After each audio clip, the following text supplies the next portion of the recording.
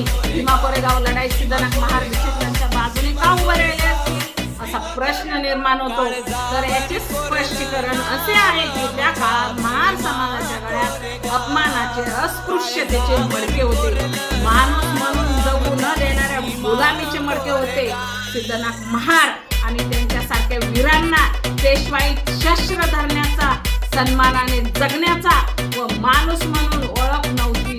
म्हणूनच जेव्हा भीमा कोरेगावची वेळ आली तेव्हा त्यांनी असे म्हटले, जे आम्हाला माणूस म्हणून उभे राहू देतील तेच आमच्या सोबतीचे मुक्तीदाते नव्हते। पण त्या क्षणी सिद्धनाथ महार लढले, इंग्रजांसाठी नव्हे, सत्तेसाठी नव्हे, ते लढले स्वाभिमानासाठी।